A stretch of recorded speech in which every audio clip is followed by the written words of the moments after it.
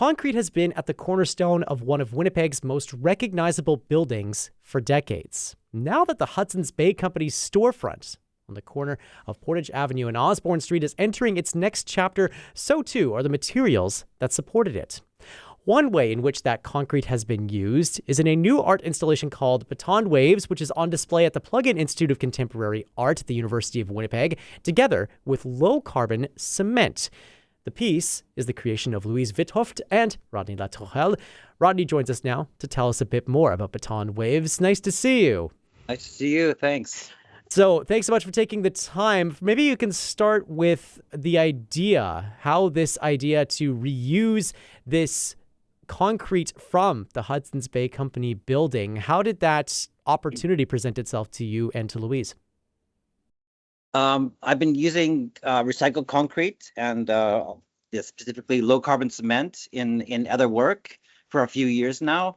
And when we had the opportunity invited by Plug-in to do an exhibition, we started to talk about which recycled concrete we could use from the local environment.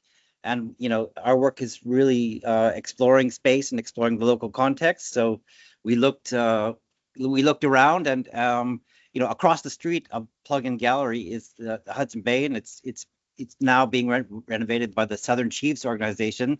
So we reached out to them, and they were happy to give us some, recycled concrete, because they're making a large courtyard within the building and bringing kind of nature back into the building and making and renovating the building in a really dramatic and holistic way.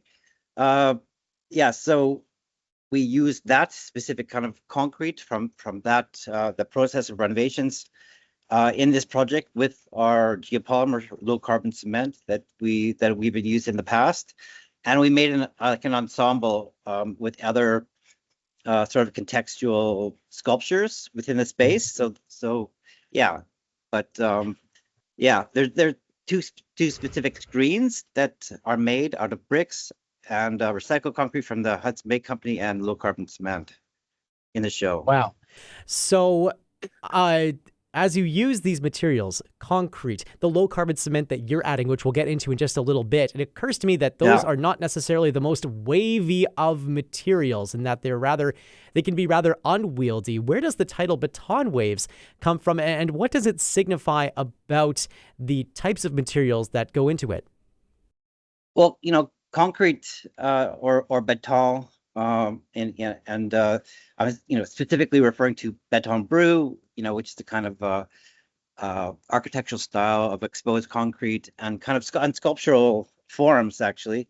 But concrete is a liquid that can be formed into any shape, so that it can also be shaped into wavy forms.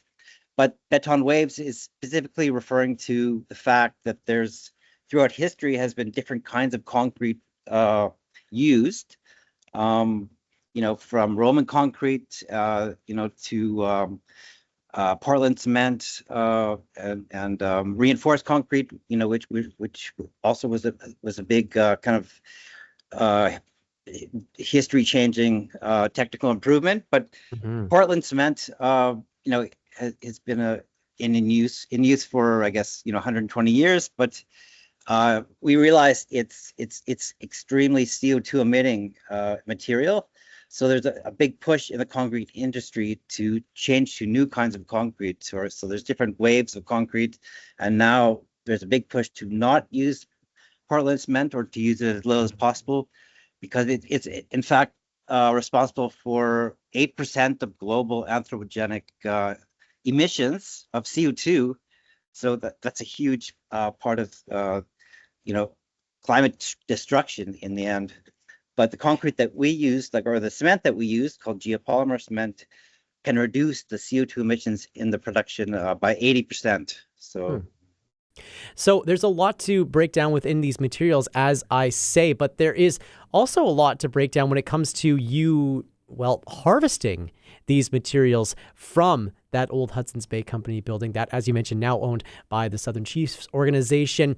And I'm wondering what was going through your mind as you were harvesting this concrete from that building, about the significance of the ecology of this product, but also the significance of the Hudson's Bay Company and its relationship with the history of Canada, but also with colonialism. Yeah, I mean, there's a huge colonial history to Hudson Bay, and the Hudson Bay is, I mean, it's yeah, it's a lot to explain, but I mean, it's crazy that the king at the time just granted sort of ownership to all the lands, all the waters, all the lands around the waters or the rivers that flowed into Hudson Bay, because they were after beaver and beaver pelts. So basically, you know, disregarding, the inhabitants and the indigenous peoples that were in this area, the king just sort of granted, the English king granted this area, in and created the Hudson Bay, and eventually the Hudson Bay Company. There's different iterations, but yeah. So this, it's a very complex history, with different interactions with Mhm. indigenous people, but essentially it's the Hudson Bay Company was the earliest force of colonization in the area, you could say, and now the handing off to the build. I mean, then the Hudson Bay Company only recently finally went bankrupt in June. At that point, it was owned by an American company. It went through, various iterations in the last 10 years. Um,